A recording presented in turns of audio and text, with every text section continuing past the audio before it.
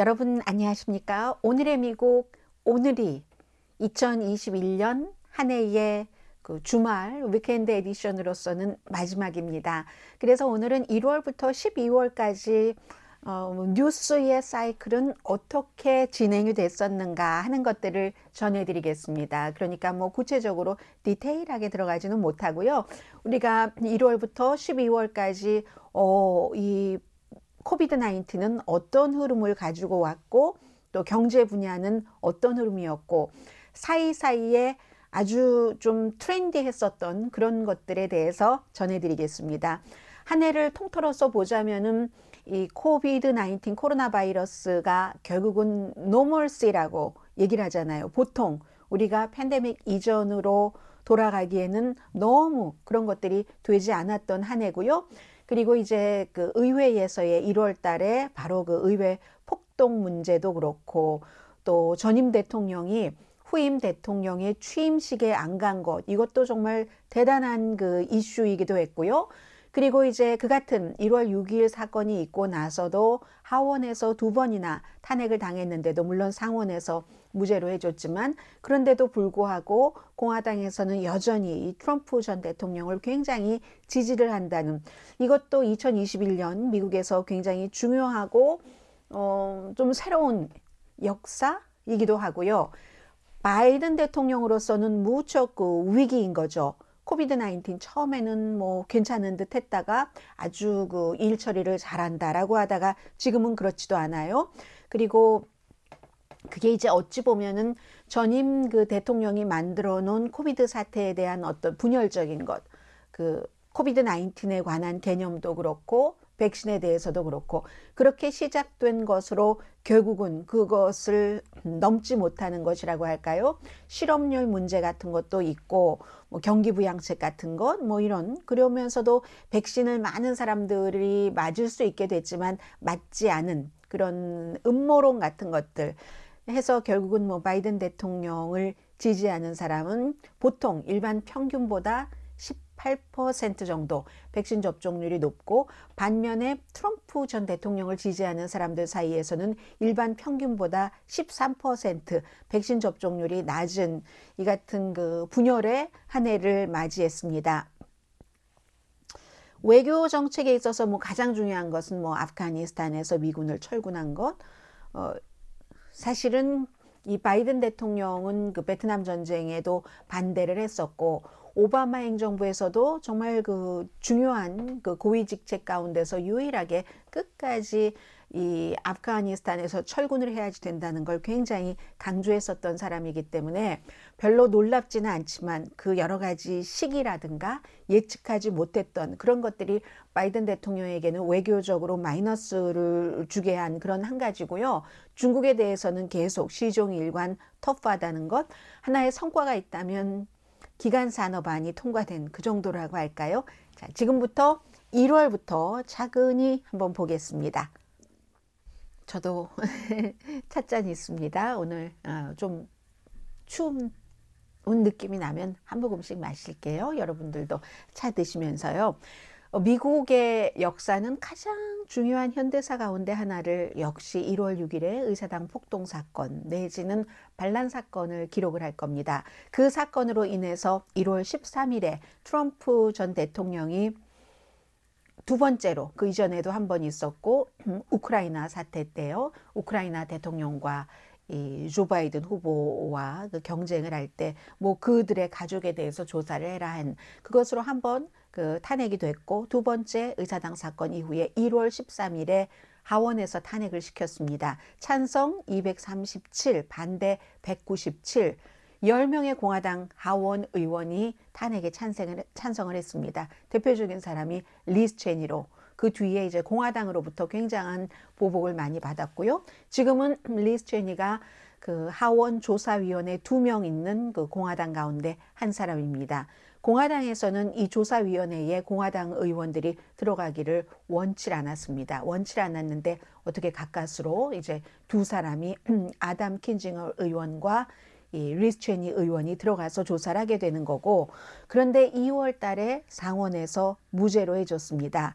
그런데도 이제 60표가 넘어야지 되는데 상원에서는 탄핵에 대해서 57명이 찬성을 했고 43명이 반대를 했는데 민주당 의원 50명 전부 찬성을 했고 공화당 의원도 7명이 50명 가운데서 7명이 상원에서 찬성표를 던졌습니다.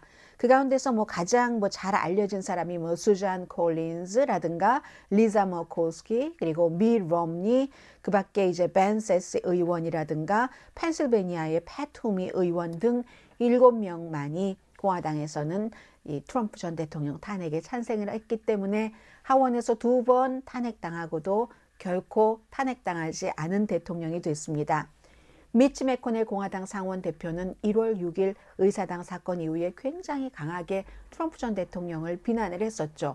비난은 했지만 그 사람은 공화당을 대표하는 사람이기 때문에 찬성표를 던지진 않았습니다. 다만 본인이 대통령 탄핵에 찬성하진 않았지만 트럼프 전 대통령은 1월 6일 그날 그 사건에 실제적으로도 책임이 있고 윤리적으로도 책임이 있다는 말은 했습니다.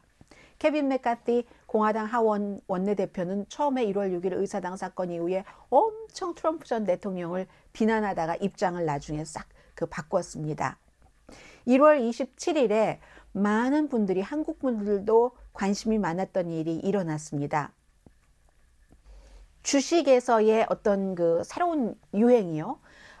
밈이라는 MEME 여러분들께서 비디오 같은 거 짧게 하는 이것도 밈이라고 하고 어떤 새로운 추세 같은 것도 MEM이라고 하는데 이때 이제 예를 들면 여러 아마추어 전문가들이 웹사이트 그리고 또 전형적인 어떠한 주식 거래를 하는 그런 시스템이 아닌 새로운 형태로 게임스탑 같은 주식은 거의 저 회사 죽었다 라고 생각을 했었죠. 그런데 게임스탑뿐만이 아니라 AMC 영화 체인은 팬데믹 때문에 죽어 있었는데 또 블랙베리 같은 그런 여러 기구가 정말 그야말로 아마추어 사람들이 레딧이라든가 여러 곳에서 이거 추천 같은 것을 하면서 결국은 수많은 사람들이 그 주식을 사서 한때 굉장히 올랐다가 나중에는 결국은 손해를 봅니다. 처음에 그래서 헤지펀드 투자가들이 이로 인해서 손해를 봤었는데 헤지펀드 투자가들이 원하는 대로 가지 않은 겁니다. 아마추어 이런 어떤 권고를 해주는 사람들이 이 게임스탑 같은 것 주로 막 몰고 가서요. 그런데도 그때 여러분들께 경고 방송을 많이 해드렸고요. 제가 주식 전문가여서가 아니라 많은 전문가들의 말을 통해서 결국은 개미 군단은 손해를 보게 됩니다. 잠시 이 헤지펀드 투자가들이 손해보는 듯 했지만 다시 그들이 여러 가지 기선울 같은 것을 잡았죠. 그래서 이제 유명한 사람이 케이스 길이라고 레딧을 통해서 이 사람을 추종하는 사람들도 굉장히 많고 헤지펀드에 잠시나마 펀치를 날렸던 사람 이런 주식 매니아들은 잘 알고 있는 큰 사건이 있었고요. 스탁 매니아라고도 표현할 수 있겠습니다. 2월 달을 말씀드립니다. 2월 달에는 2월 2일 올해 초에 이미 아마존의 제프 베조스가 내가 CEO 자리에서는 내려오겠다 하고 발표를 해서 하고 사람들이 많이 놀랐었고요. 2월 4일이 되니까 벌써 그때부터 반도체 칩이 모자라기 시작했습니다. 이 포드 같은 경우도 탑 세일링 아주 잘 팔리는 픽업 트럭 같은 것을 제조하지 않겠다 북미주에서 이런 발표를 했었고요. 2월 12일에는 이 팬데믹에서 학교가 오픈할 수도 있어 하는 그런 희망과 함께 질병통제국에서 오픈을 할 때는 어떻게 해야지 되는가 하는 가이드라인까지도 발표를 했었죠. 그리고 2월 15일 여러분들 잊으셨어요? 텍사스가 엄청 추웠고 전기가 나갔고 텍사스주가 다른 주와는 다른 방식으로 전기를 공급하고 있습니다. 그런데 그것이 이 방식으로 이렇게 해서는 나중에 큰일 나라고 위험이 계속 경고가 됐는데도 그렇게 나가다가 전기가 나가서 얼마나 많은 사람들이 힘들어하고 했습니까? 그런데 이때 더 유명했던 것은 테드 크루즈라는 텍사스가 지역구인 연방 상원의원 본인의 지역구 사람들도 벌벌벌벌 추워서 떨고 있는데 가족들과 함께 아주 그냥 칸쿤으로 따뜻한 곳으로 갔다가 다시 왔잖아요. 짐 싸가지고. 그것도 뭐 아니다 뭐 대강 이렇게 저렇게 하고 또 와이프가 주선을 해서 다른 가족까지 함께, 그것이 테드 크루즈 연방 상원 의원에게는 또 영원히 사라지지 않는 그 꼬리표처럼 붙을 그런 일이 일어난 게 2월 15일이었습니다. 3월 달로 가면은 봄이 시작되는 때인데 3월 11일에 바이든 대통령이 코비드로 인한 경기를 회복시켜 보려고 경기 부양책에 사인을 했습니다. 그게 바로 1조 9천억 달러. 그러면서 모든 성인들에게 백신을 맞도록 독려를 했죠. 이제 그 한 해 전 12월 달부터 사람들이 나이 많으신 분부터 백신 접종을 받기 시작했잖아요. 그래서 경제는 경제대로 살리고 백신 공급으로 코비드를 잡아보려고 노력을 했었던 때가 3월 11일부터 본격적으로요. 3월 18일이 되니까 지금 많이 겪고 있는 공급망 문제가 터졌습니다. 이때 이제 혼다나 도요다도 북미 뭐 생산 같은 것도 중단한다고 했고요. 여러 가지 뭐 칩 같은 것이 본격적으로 모자라니까, 그리고 병 같은 것이 없어서 무슨 뭐 와인이라든가 아니면 그 스파게티 소스 같은 거 이런 것을 파는 분들께서 걱정을 하기 시작했죠. 그게 이제 3월 18일이었고요. 4월 달로 오니까 지난해에는 정말 운동 경기 하나도 하지 못했습니다. 4월 1일에 Take a few of us, 정말 일부 사람들만 거리두기 하면서 메이저리그 야구 게임, 그 야구장에 갈 수 있게 됐죠. 제한된 관중으로 1년 만에. 이 야구가 미국의 국가적인 스포츠잖아요.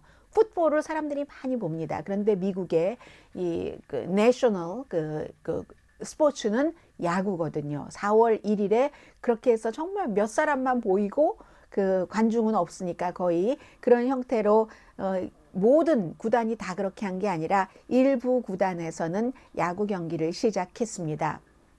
4월 18일에 바이든 대통령이 아프가니스탄에서 미군을 철군한다고 발표를 했죠. 거의 20년의 전쟁, 물론 한국은 아직도 전쟁 중입니다만 기술적으로 그런 것을 한다고 했고, 이것은 이미 트럼프 전 대통령이 전에 그 탈리반과 협상을 해놨었던, 그 5월로 해놨던 거기에 따른 수순이기도 했고, 바이든 대통령이 워낙에 아프가니스탄에서의 철군을 쭉 그 정치인 대통령 이전부터 뭐 부통령부터 또 상원의원일 때도 그런 것을 지지를 해왔었던 사람입니다.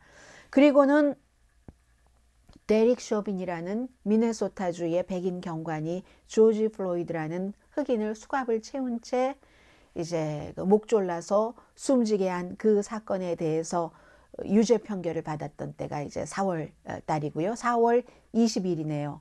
유죄 판결 나서 저도 그 당시에 어디 그 다른 그 사우스 LA, 그 센트럴 LA 쪽을 운전을 하고 가다가 스탑을 해서 이 판결이 어떻게 나오는가를 길에서 지켜보고 있었던 것이 기억이 나는데, 그만큼 미국 사람들이 굉장히 주목을 했죠. 만약에 여기서 무죄 판결이 나왔다면은 굉장한 그 폭동 같은 것들이 이어졌을 가능성이 상당히 높습니다.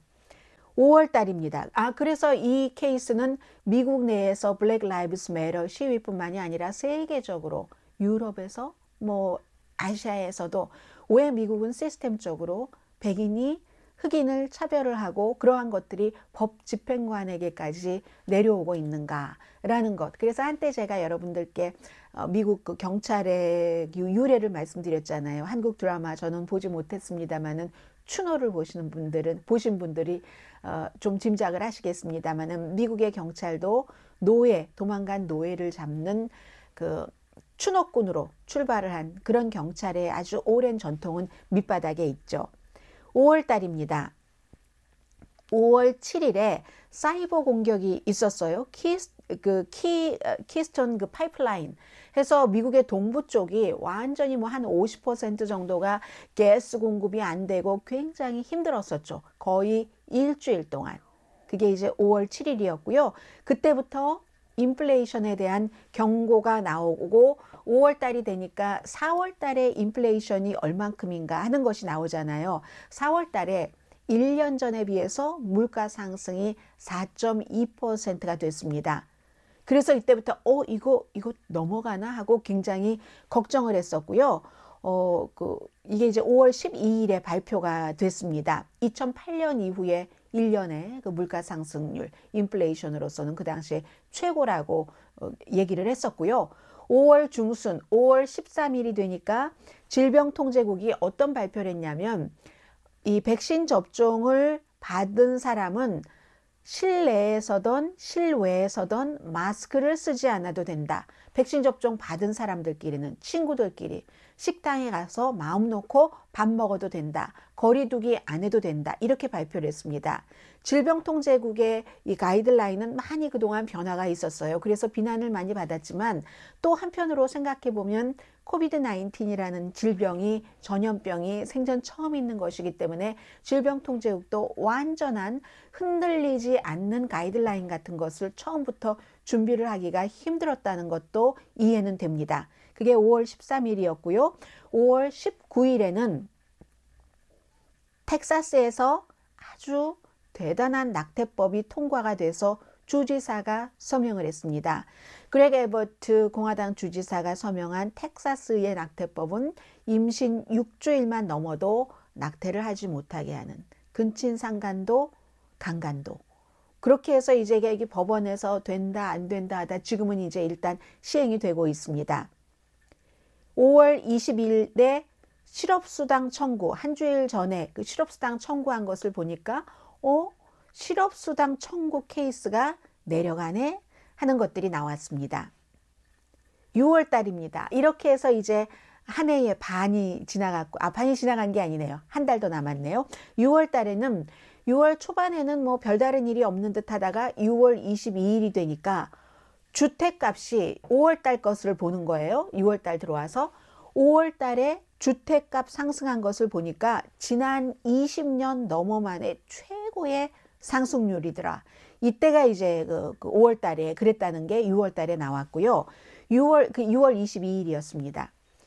6월 24일 그 이틀 뒤에는 플로리다주에서 그 12층짜리 콘도가 비치가 바라보는 그곳에서 그 콘도가 순식간에 무너져서 뭐 사람이 사망자가 1명 나오고 99명은 행방을 찾을 수 없고 이런 뉴스를 보셨을 겁니다. 그래서 그것은 기후변화하고도 연관이 되고요. 해수면은 높아지고 그런데 이제 이 콘도의 경우는 워낙에도 뭐 부실 공사가 있었다던가 아니면 또 콘도를 지어놓고 좀 관리를 소홀히 하게 한 그 여러 가지가 복잡하게 돼서 콘도에 살고 계시는 분들은 그 당시에 굉장히 많은 그 아주 그 뭐라고 할까요? 집중력 같은 것을 가지고 이 사건을 바라봤었던 때입니다. 6월 27일 영화관에서 다시 사람들이 영화를 보기 시작했습니다. 정말 얼마 만이에요?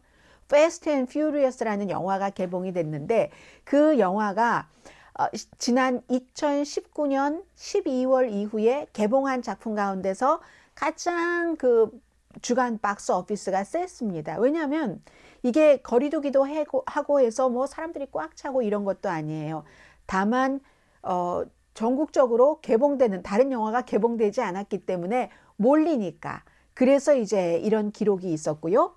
6월 30일에 코미디언 빌 커스비가 감옥에서 이제 뭐 성폭행 등으로 수감되고 있었는데 이러저러한 이유 그 당시에 이렇게 판단을 할 때 뭐 증거가 그 증거를 썼으면 안 됐다는 둥 이랬다는 둥 하면서 결국은 10년 징역형을 받고 2018년도에 미투 무브먼트 한창일 때였잖아요. 복역 중에 자유의 몸이 됐습니다. 사람들은 다시 한번 얘기를 했죠. 무전 유죄다. 이 케이스도 그런 얘기를 많이 했었고요.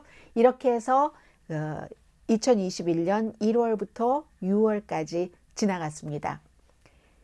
여름이 시작되는 7월입니다. 7월 1일이 되니까 그 전에 뭐 영화관도 좀 오픈을 하고 관객이 많지는 않지만 관중이 뭐 야구 경기도 하고 하던 것을 노멀로 가는가 했는데 노멀로 가는 길을 델타 변이라는 것이 등장하면서 확 막아버렸죠. 그리고 그 7월 1일이에요. 같은 또 7월 1일에 연방대법원이 애리조나주의 투표법을 지지하는 판결을 내립니다.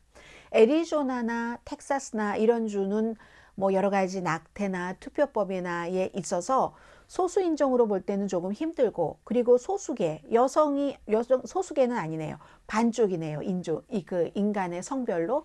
그 어려운, 그렇게 그 여성이라든가 투표를 좀 자유롭게 하기를 원하고 하는 그런 사람들에게는 어려운 판결을 내린 겁니다. 물론 이 세상에 완전하게 깨끗한 그 투표법이라든가 투표를 하는 시스템은 없습니다. 어느 정도 모든 것은 부작용이 있기 때문에 오점과 부작용이 조금 있더라도 투표라는 것은 가능하면 많은 사람이 하게 하는 것이 민주주의의 원칙인데, 그것과는 달리 이제 부정선거를 아주 한 개도 없이 한다 하는 이러한 그 목표를 내세우면서 아주 투표하게 까다롭게 한 그 법에 대해서 연방대법원이 지지하는 판결을 내렸고요. 합헌이다 하는 거죠.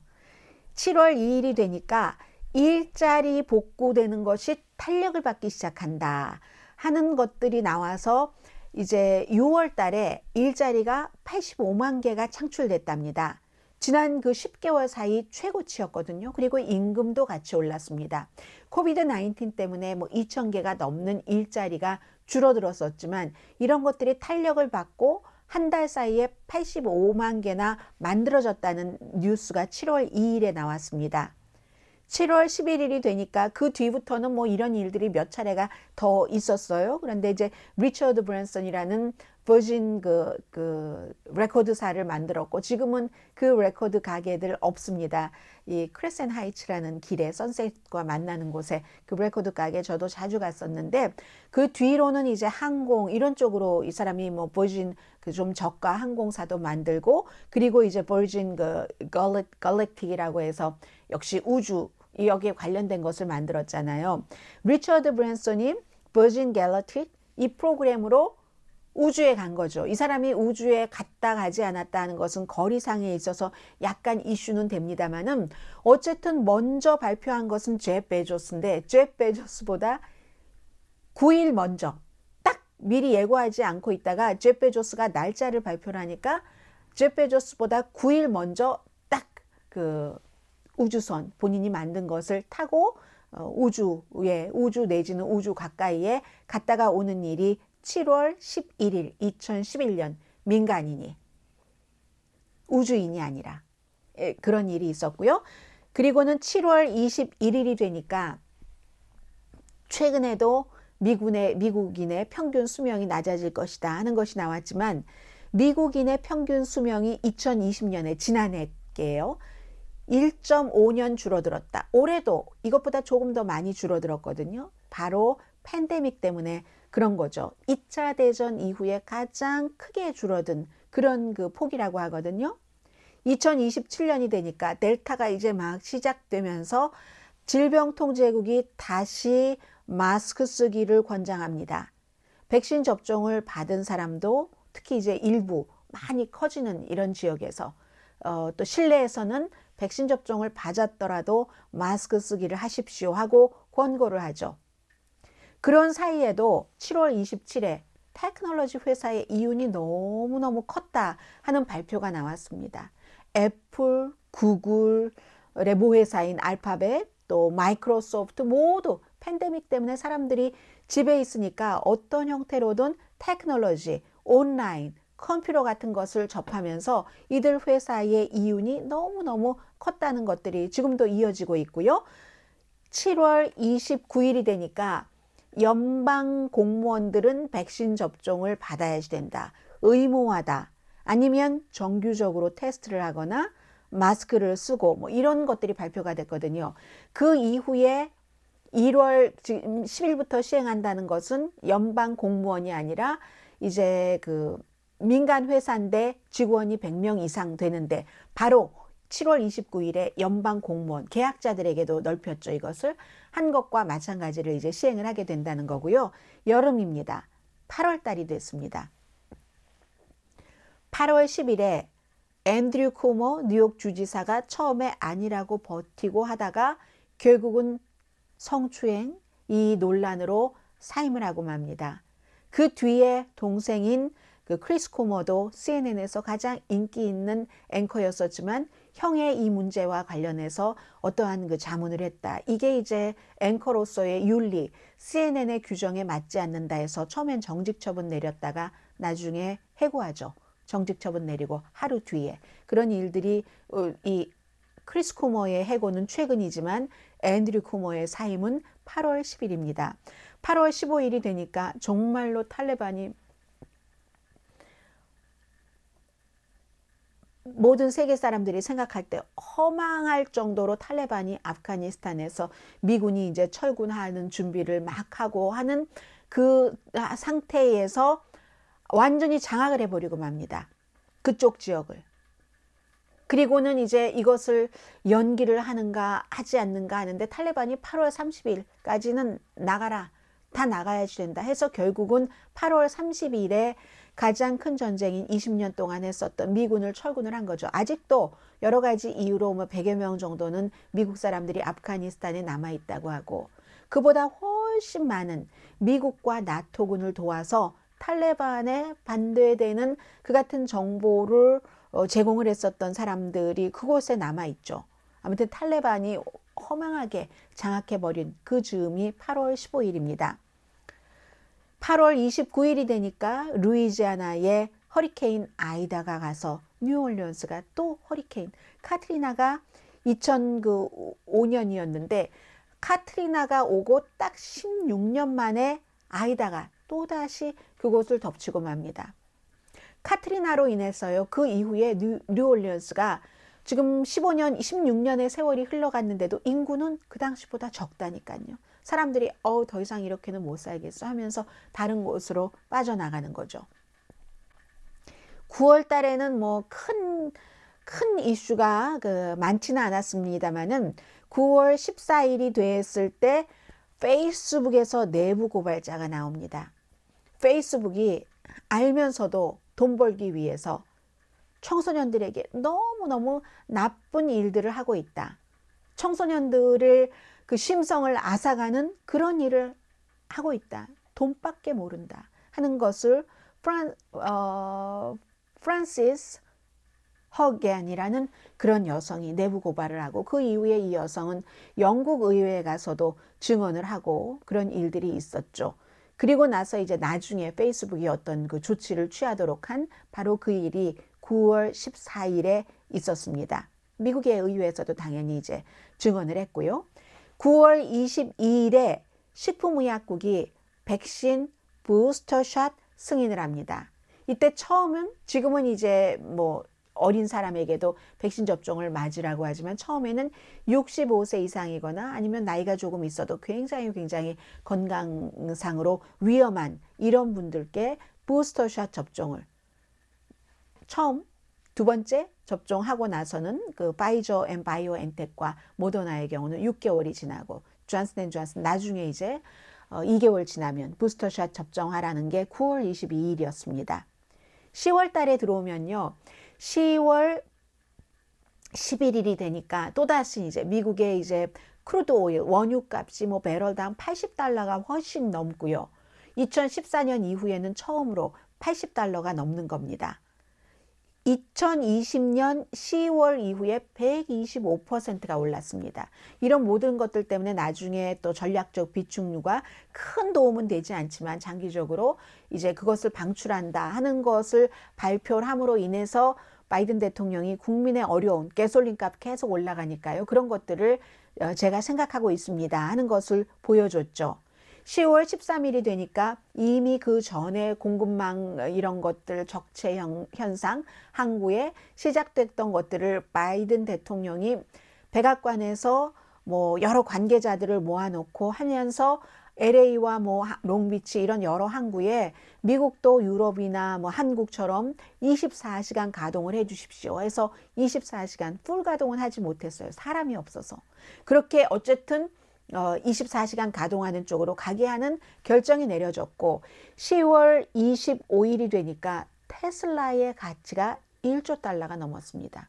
미국에 그렇게 오래 역사가 오래된 일반 자동차 회사보다도 테슬라가 불과 얼마 만에 자산 가치가 1조 달러가 넘는 이런 회사가 됐죠. 왜냐하면은 그 허츠라는 렌트카 회사가 10만 대를 주문을 했기 때문에 이것 가지고도 또 일론 머스크는 뭐 그것 때문이 아니야 맞아 뭐 이런 식으로 막 있었는데 어쨌든 테슬라 이름으로 인해서 일론 머스크가 세계에서 최고 부자가 됐고 제프 베조스를 뒤로 하고 이 순위는 약간 변화는 있습니다만 그럼 이것은 이제 신기술을 얘기를 해주는 거죠. 테슬라라는 회사는 전기 자동차밖에 생산 안 하니까 전기 자동차 아니면 우주로 가는 라켓 생산이라든가 10월 28일에 경제가 슬로우해지는 것 같다.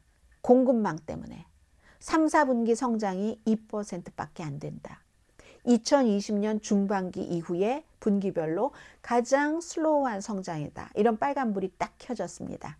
그리고 이제 10월 28일에 페이스북이 이름을 메타로 바꿨죠. 페이스북 내부 고발자가 내부 고발을 미국에서 하고 영국에서 하고 9월 14일부터 그렇게 하면서 한 2개월이 흐르니까 페이스북이 이름을 메타로 바꿨죠. 기업의 이미지가 나빠지잖아요. 기업의 이미지가 나빠질 때 보통 회사는 사람을 바꾸거든요. CEO를. 그런데 제프 베조스가 아니라 마크 저커버그는 본인은 그대로 회사 주인 있고 회사 이름을 메타로 바꿨습니다. 메타버스에서 나온 거죠. 이 가상과 현실을 잘 이렇게 뭐 합성을 해서 아무튼 새로운 형태의 뭔가를 하는. 그래서 메타로 회사 이름을 바꾸면서 페이스북은 그대로 하지만 그 모 회사 이름 자체가 메타라는 거예요. 그래서 결국은 나중에는 가상 공간에서 가상인 듯 현실이듯 그 모든 것을 경험을 하게 하겠다 했고요. 10월 32일이 되니까 델타 웨이브 피크가 됩니다. 7월 1일부터 이렇게 시작이 되고 했었던 것이 10월 달이 되니까 피크가 되면서 피크가 된다는 것은 곧 많다 하는 것도 되지만 이때부터는 확진자, 병원에 입원하는 사람, 사망하는 사람들이 줄어들기 시작하는 것도 되잖아요. 그랬던 시점이고 11월로 넘어갑니다. 11월 3일에 연방준비제도가 이제 팬데믹 때 한창 시작했던 이자율 0% 계속하고 또 채권도 매달 많이 사들였잖아요. 이것을 이제 끝내겠다 하고 발표를 하죠. 스케일백 발표를 하는 겁니다. 11월 8일에 미국 국경이 33개국에 대해서 오픈을 하죠. 특히 이제 그 남쪽의 멕시코, 북쪽의 캐나다 이쪽도 오픈을 하고 그 항공기를 통해서 오는 것도 18개월 이상 닫았는데 그런 국가들에게 다 오픈을 하는 일이 있었습니다. 그 다음 날인 9일은 제너럴 일렉트릭사가 3개의 회사로 쪼개졌죠. 제너럴 일렉트릭사가 미국에서 가장 사람들에게 존경을 받는 세계에서 이윤도 많이 남기지만 그런 회사인데 이 3개의 회사로 쪼갰다는 것이 미래의 방향을 보여주는 겁니다. 헬스케어 분야, 그리고 에너지 분야, 항공 3개의 회사로 이렇게 만들었고요. 11월 13일이 되니까 미국 안에서 일어난 일은 아니지만 바이든 대통령 또 문재인 대통령 전부 190여 개국에서 UN 기후변화 정상회의를 통해서 앞으로 그 국가별로 다 기준을 만들어서 온실가스를 줄이게 하겠다. 이런 것에 서명을 했지만 중국과 러시아가 문제인데 특히 중국이 어떤 부분은 하겠다는 것도 있고 안 하겠다는 부분도 있거든요. 그래도 중지는 모아졌다 하는 게 11월 13일입니다. 11월 15일 이 한 주일 동안은 기간산업주간이라고 불렀습니다. 1조 달러 조금 넘는 기간산업안이 초당적으로 통과됐기 때문이죠. 공화당 상원 의원들도 19명이나 그래서 이것으로 길도 놓고 다리도 놓고 뭐도 하고 팬데믹 관련 여러 가지 쓸 수 있는 돈을 확보를 해 놓은 겁니다. 11월 19일이 되니까 코비드 부스터를 모든 성인에게 맞을 수 있게 그 전에는 65세 이상이었잖아요. 9월 22일에 발표할 때는 그게 이제 약 2달 만에 모든 성인에게 할 수 있도록 이렇게 했고요. 11월 26일에 이 코비드 변이 때문에 주식시장이 마구 내려가기 시작했습니다. 그래서 요즘에는 이게 굉장히 불안정한 상태를 반복하고 있습니다. 12월을 보겠습니다. 12월 9일에 실업수당 청구 건수가 52년 만에 최저치로 내려갑니다. 그러면서 12월 10일에는 인플레이션 우려, 40년 만에 최고라고 하잖아요. 11월 달에 그 인플레이션이 물가 상승률이 1년 전에 비해서 6.8%가 올라갔습니다. 10월 달에는 4.6%였었거든요. 그래서 이것은 굉장히 중요하죠. 그럼에도 불구하고 연준은 이제 그 채권 사들이는 거를 줄여서 사들이는 것은 계속 하겠다. 이 인플레이션은 일시적이다. 내년 중반기 이후부터는 괜찮아질 것이다. 내년 말 정도가 되면 2.6% 정도 인플레이션 이렇게 될 것이다 라고 얘기를 하고 있는데 그때 가봐야 아는 일이고요.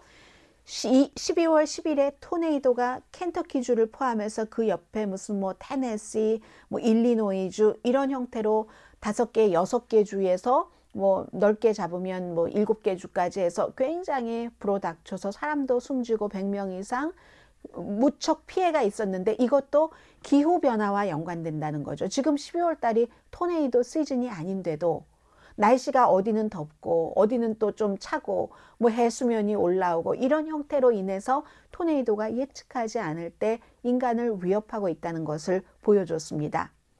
12월 19일이 요즘 가장 많이 말씀드리는 웨스트버지니아주의 민주당 조 맨신 상원 의원이 사회복지 지출안, 기후변화 지출안에 대해서 이대로는 나는 투표할 수 없다라고 찬성할 수 없다라고 팍스를 통해서 발표를 했고 바이든 대통령과 민주당은 아직도 포기하지 않고 조 맨신 의원도 바이든 대통령을 비난하진 않았어요. 다른 협상가들을 비난을 했죠. 이렇게 해서 영 끝난 건 아닙니다. 어제 말씀드린 대로 setback, 차질은 있지만 setback, serious한 setback이긴 하지만 완전히 끝난 건 아니다. death nail은 아니다 라고 말씀을 드렸죠. 12월 20일 지금 그 11월 달부터 시작된 그 오미크론 변이가 아프리카에서는 이제는 피크를 쳤다고 하고 대신에 뉴욕은 이제 피크가 시작이 되는 거죠. 이런 일들로 뭐 심지어 플로리다주 같은 데서 뭐 2주일 사이에 바이러스 케이스가 뭐 500 몇십 %, 하와이도 마찬가지고요. 워싱턴 DC도 마찬가지고 그런 지금 형태가 왔고 그리고 이제 이 오미크론 때문에 오늘 이 전염병의 전문가 가운데서 한 분이 이 바이든 대통령도 코비드 19에 대응하는 것에 실패했다 하는 어피니언을 발표를 했거든요. 지금부터 1월, 2월, 3월까지 이 오미크론 변이와 관련해서 바이든 대통령 그렇지 않아도 낮은 지지율이 어떻게 변동할지도 굉장히 중요하게 봐지고요. 그리고 오늘 저는 여기서 1월부터 12월까지를 쭉 여러분들과 함께 그냥 훑어보는 식으로 정리를 했습니다만 한 주일 더 남아 있습니다. 한 주일은 아니고 닷새 남아 있네요. 닷새 동안 또 어떤 일이 일어날지 2021년 여러분들과 함께 또 오늘의 미국에서 찾아뵙겠습니다. 2021년 마지막 일요일 여러분들 행복하게 지내세요. 어제가 크리스마스였기 때문에 그 여운이 아직은 남아있죠. 저는 내일 오늘의 미국 월요일 아침에 정규 방송 시간에 뵙겠습니다. 강혜신이었습니다.